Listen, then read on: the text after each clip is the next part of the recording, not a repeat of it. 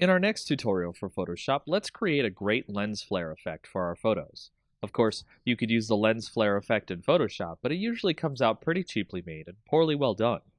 We'll go make our own effect and have it look great and professional. So we'll take our image of a sunset in the back here and add a new layer to the scene. Then we'll take a brush and make sure the hardness is set to 0, the size to about 300, and then we'll change the color of our brush to white. Next, we'll paint a spot, and then zoom in to the brush effect on our image. We'll add some noise to our effect using Filter, Noise, Add Noise. Use about 3.5% of noise. Make sure it's uniform and monochromatic. And hit OK. The noise is going to prevent the effect from banding if we scale the effect. Now let's duplicate the layer through the right-click Duplicate Layer option, or you can use Ctrl-J. We'll name the new layer White and the old layer Orange. Next, we'll add color to the orange layer. Hide the white layer. Then go to Image, Adjustments, then Hue and Saturation. We'll color it by turning on the Colorize option.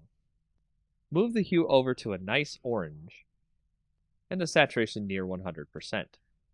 You can make it a little lighter or darker if you'd like. Now we'll set the orange layer to a blend mode of Screen. Then we'll set the white layer to a blend of Linear Dodge Add. With the orange layer, we're going to free transform. Draw out our orange layer a bit, making sure that the link is selected to keep the ratio. Commit the changes. We'll select both layers, and we can drag it wherever we want. So let's move them over the sun in the image, and then free transform the effect so it's large and covering the sun. Make sure your two images are centered together. Now we have our lens flare effect. If you want to make sure that you don't want to wash out the color in the image, go to the orange layer, set it to Screen, and then the white layer to Linear Dodge Add. Change the opacity of the orange layer down to 50% or so. With the white layer, we're doing the trick here, which is the fill opacity rather than the actual opacity. Set that to about 15% or 20%. You can play with the opacity and fill layer here, and also do some transforming and stretching the lens flare effect to hit more parts of the photo.